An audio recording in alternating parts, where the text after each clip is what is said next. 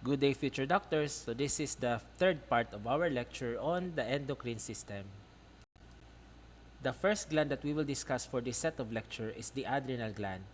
We have two adrenal glands and they are situated on the superior portion of our kidneys.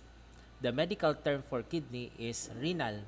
And when you say adrenal, it means that the gland is found adjacent to the kidney. This gland is also known as the suprarenal gland because it's particularly found on the superior portion of the kidney. The adrenal gland is a triangular-shaped gland found on the superior portion of the kidney. If we're going to cut the adrenal gland, we'll see that it has two distinct layers: the outer yellowish color adrenal cortex and the inner reddish-brown color adrenal medulla.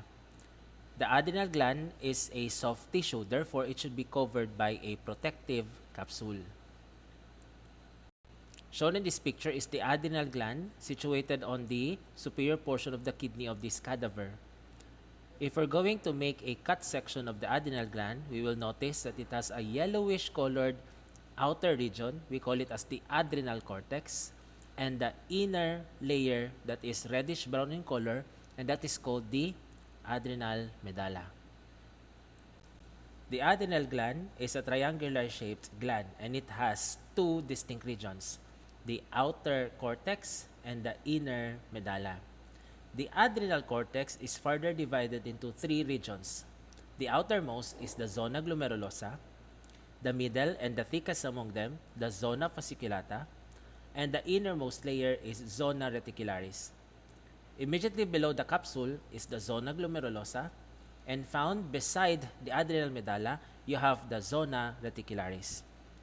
What we will do at this point is to look at this portion of the adrenal gland under the microscope. And this is how it will look like. As you can see, you have there the outer covering, which is the capsule. Below the capsule, you have the adrenal cortex. The adrenal cortex is further divided into zona glomerulosa, zona fasciculata, and zona reticularis. The adrenal cortex is enveloping or surrounding the inner layer, which is the adrenal medulla. The adrenal glands sit on top of the kidney, and they have two regions: the adrenal cortex and the adrenal medulla. The adrenal cortex is further divided into three layers. We have zona glomerulosa, zona fasciculata, and zona reticularis. Each of these layers can produce a specific hormone. Zona glomerulosa produces mineralocorticoids or aldosterone. Aldosterone causes the reabsorption of sodium from the urine, and sodium is a mineral.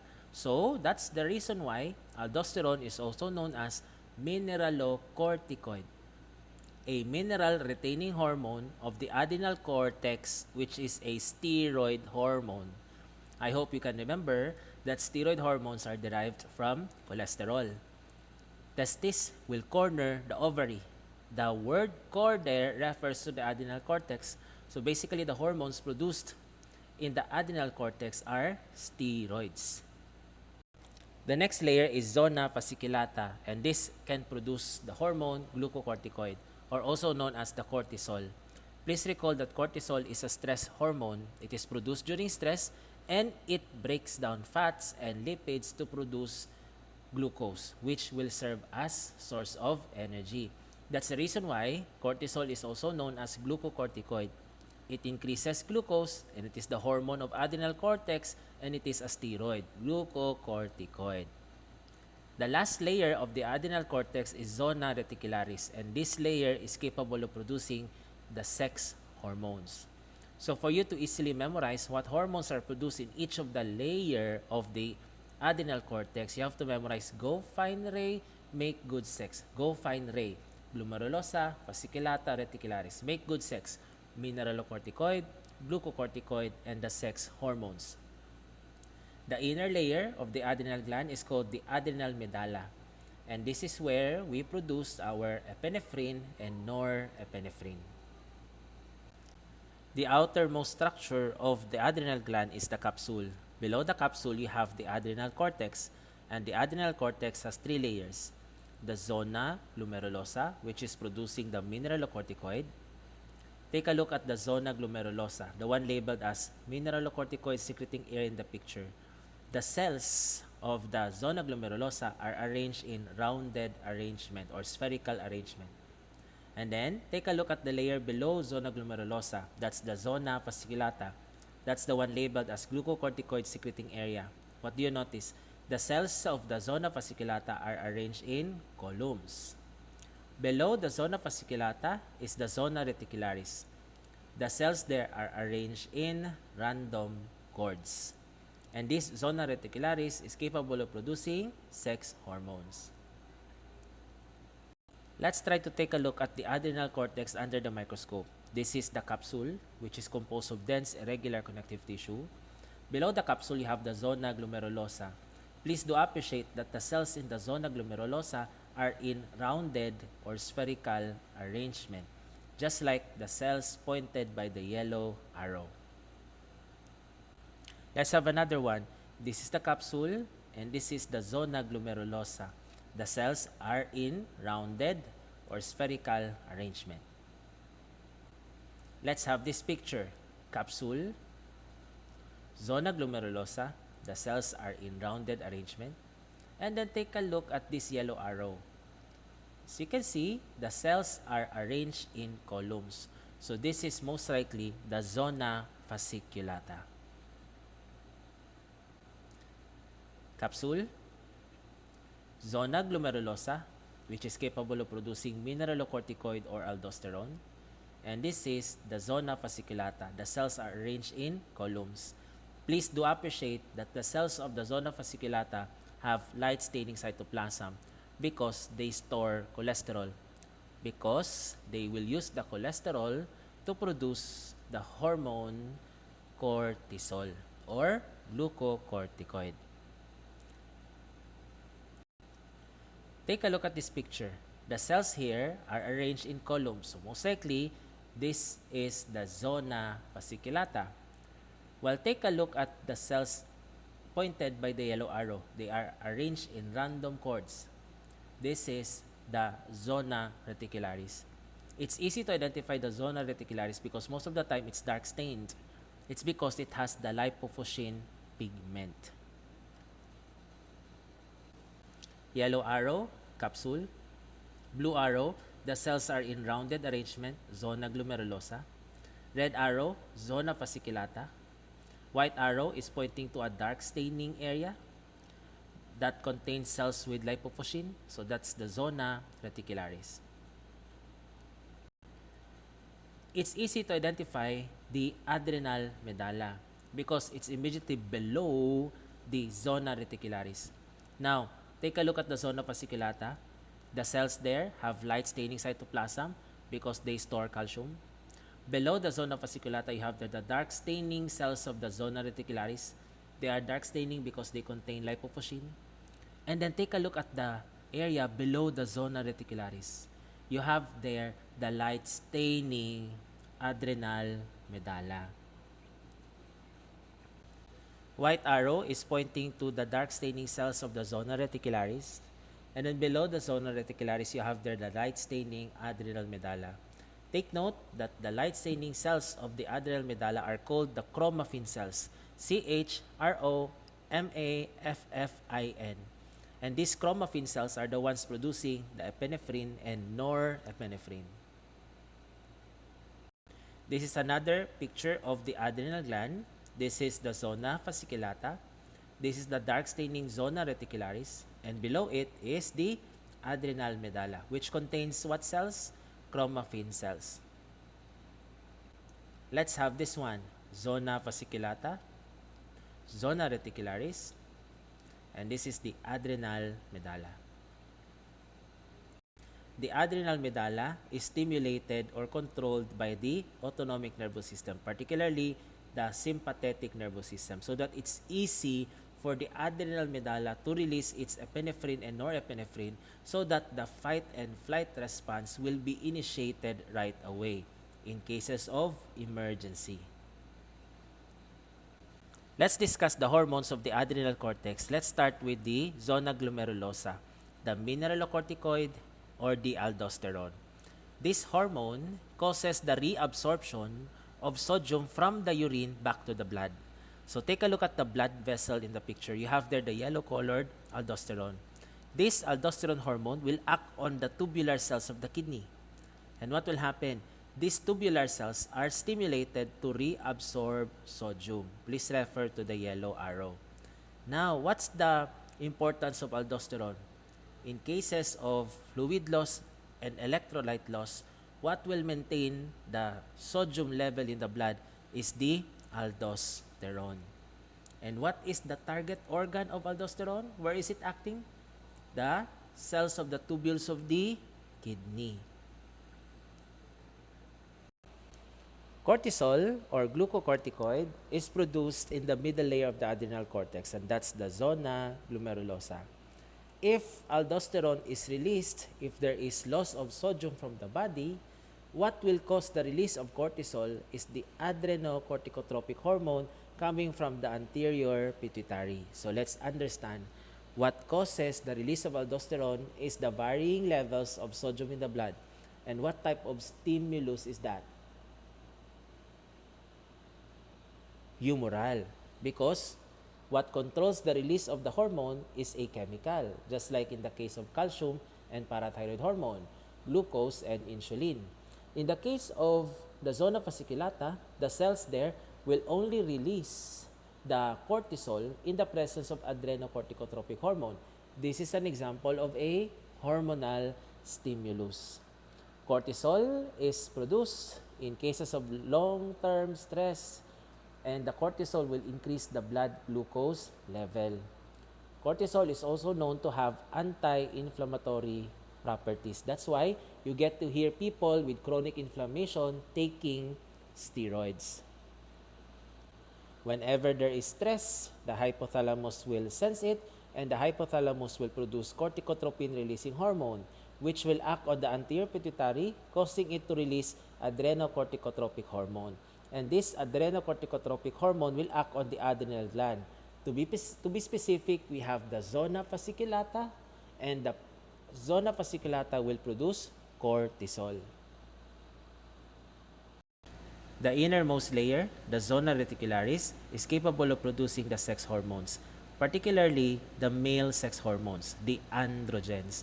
And these androgens are the ones responsible for the male secondary sexual characteristics, just like the deepening of the voice because of the development of the Adam's apple.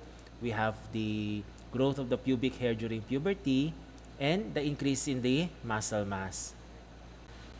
The hormones of the adrenal medulla are the following: the epinephrine or adrenaline, and norepinephrine or noradrenaline. And these hormones are the ones responsible for the fight or flight responses. Do not worry, I will help you later on how to memorize the different physiologic effects of these hormones. Adrenal medulla is the inner layer of the adrenal gland, and it's basically under the control of the nervous system, particularly the sympathetic nervous system.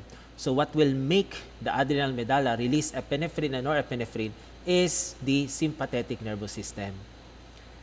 So the stimulus for the release of epinephrine and norepinephrine is a neural type. Recall, the release of aldosterone is under the control of a humoral stimulus, and that's the sodium in the blood.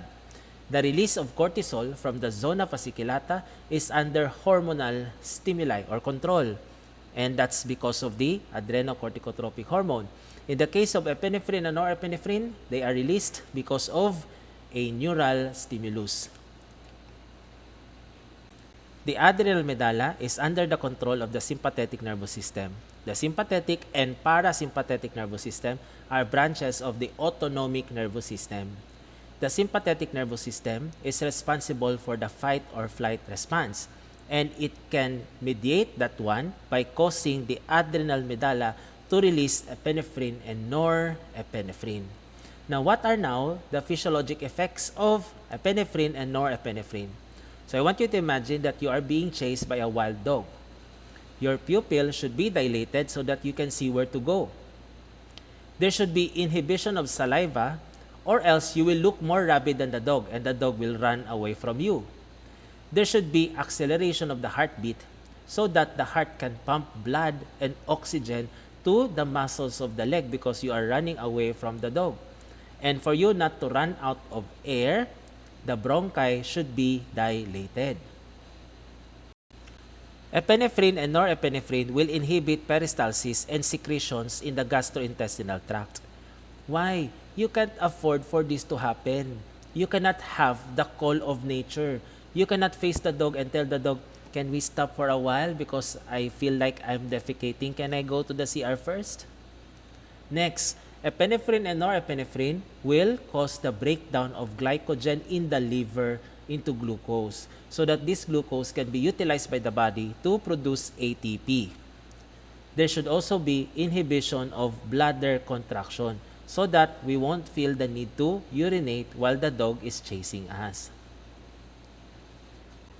The last gland that we will discuss is the pancreas. Among all the glands that we have covered, it is the pancreas that is both an exocrine and an endocrine at the same time. So I want you to take a look at the yellow-colored glands of the pancreas. They are draining into the green-colored ducts. So the yellow-colored glands are the exocrine glands of the pancreas. And then take a look at the violet-colored glands, which are labeled as the islet of Langerhans. These are the endocrine glands of the pancreas. The pancreas is found in the abdomen close to the stomach, and it has two types of glands, exocrine and endocrine glands. Let's focus on the endocrine glands of the pancreas. They are named islets of Langerhans because they appear like small islands within the exocrine glands of the pancreas. These islets of Langerhans contains 4 types of cells, but I will only highlight 2 of them, the beta cell and the alpha cell. The beta cells are capable of producing the hormone insulin, and this insulin is known to lower blood glucose level. On the other hand, the hormone produced by the alpha cell, which is called glucagon, has an antagonistic effect to insulin. So this glucagon will increase blood glucose level. This is a cut section of the pancreas. The red arrow is pointing to its exocrine portion. And then take a look at these small island-looking structures. So these are the islets of Langerhans. And this is where you can find the alpha and the beta cells. This is a picture of the islet of Langerhans. As you can see, the alpha and the beta cells are surrounded by the exocrine glands of the pancreas. The alpha cells are capable of producing glucagon, while the beta cells are the ones producing insulin. If you're going to compare the number of alpha and beta, it's very obvious that beta is more abundant than alpha. Insulin decreases blood glucose level. So, this hormone is released if there is a sudden increase in the blood glucose level. So, how do you think this insulin will lower blood glucose level? Insulin will cause the glucose from the blood to enter the cells, thus lowering the amount of glucose in the blood. So the effect of insulin is hypoglycemic, meaning it lowers blood glucose level. The reverse is true to glucagon. Glucagon is released by the alpha cells of the pancreas, particularly the islet of Langerhans, whenever there is a drop in the blood glucose level. And this glucagon will cause the liver to break down the stored glycogen into glucose. If the glycogen stores have already been depleted, glucagon can also cause proteins and fats to be converted into carbohydrates, as that which will serve as source of energy. If there is an increase in the blood glucose level, the beta cells of the islets of Langerhans will release insulin. And insulin will try to lower the blood glucose level. By what mechanisms? Number 1, it will cause the uptake of glucose by the cells in the body. So the glucose will be transferred from the blood to the cytoplasm of the cells. And these glucose molecules will be metabolized to form ATP. If there is excess glucose, the excess glucose will be stored in the cytoplasm of hepatocytes of the liver in the form of glycogen. If there is a drop in the blood glucose level, that will stimulate the alpha cells of the pancreas to release the hormone glucagon. And that glucagon will cause the breakdown of glycogen into glucose so that the body will have supply of glucose for ATP production. Another mechanism on how the glucagon can increase the blood glucose level is it will convert non-carbohydrate sources such as proteins and fats into glucose. So thereby, glucagon can increase blood glucose level. At this point, we will discuss hormones produced by other cells in the body. So let's start with gastrin that is produced by the G cell of the stomach. If the stomach will distend in the presence of food and if the food contains proteins, the distension and the presence of proteins will stimulate the G cell of the stomach. The G cell will release gastrin and gastrin will act on the parietal cells of the stomach. These parietal cells are stimulated to produce hydrochloric acid. Now, what's the importance of the hydrochloric acid? Please take note of this. This hydrochloric acid will convert pepsinogen to pepsin. And pepsin is a hormone that can digest proteins. Let's go back from the start. What caused the activation of G cell is the presence of protein in the food, in the stomach, right? So, the protein is now broken down by the pepsin, which was activated from pepsinogen by hydrochloric acid. Hydrochloric acid was produced by the parietal cells, but parietal cells need to be stimulated by the gastrin hormone produced by the G cell. There are also two important hormones produced by the cells of the duodenum. We have secretin and cholecystokinin. Let's start with secretin. You know very well that the duodenum is the portion of the small intestine that is found next to the stomach. So the food that will come from the stomach is acidic. So for the duodenum to protect itself from the acidic chyme or bolus, a certain cell in the duodenum will produce secretin. And take a look at the picture. The secretin produced will act on the pancreas, and the pancreas will be stimulated to release bicarbonate ions. Bicarbonate ions are basic or alkaline. So these bicarbonate ions will help neutralize the acidic bolus coming from the stomach. Another important hormone that is produced by the duodenum is CCK, cholecystokinin. From the name itself, cholecysto referring to the gallbladder, kinin movement. So this cholecystokinin will cause the contraction of the gallbladder. How important is the gallbladder? Gallbladder stores bile. Bile is needed for fat absorption. So if the food that is introduced from the stomach to the duodenum contains fats, the cells in the duodenum will be stimulated to produce CCK or cholecystokinin. So that this cholecystokinin will cause the gallbladder to contract, releasing bile into the bile duct. So that the bile can now cause the digestion and absorption of the fats in the food. Another important hormone is erythropoietin. This hormone will cause the stem cells in the bone marrow to commit to form the mature red cells. And what produces erythropoietin is our kidney. So if the kidney will detect hypoxia or decreased oxygen level in the blood, the kidney will produce EPO or erythropoietin. And this erythropoietin will act on the stem cells in the bone marrow, causing them to commit themselves to form red blood cells. So, erythropoietin can increase the production of red blood cells, thereby correcting now hypoxia. Another hormone is leptin, and this leptin is produced by the yellow-colored adipose tissue in the picture. If these adipocytes will be filled up with fats, they have a means of telling you that you are already becoming fat. These adipose cells or adipocytes will produce leptin, and leptin will act on the brain, suppressing now appetite, because the adipose cells do not want you to accumulate more fats. So scientists have suggested that for people who are obese, there's a problem with the receptors for leptin in the brain. That's why the center for appetite is not suppressed by the hormone leptin. Aldosterone causes the reabsorption of sodium from the urine back to the blood in cases of fluid loss or electrolyte loss. But in cases of hypertension, when you say hypertension, there is increase in the blood pressure. The blood pressure can increase because of increase in the water content of the blood or increase in the sodium content of the blood.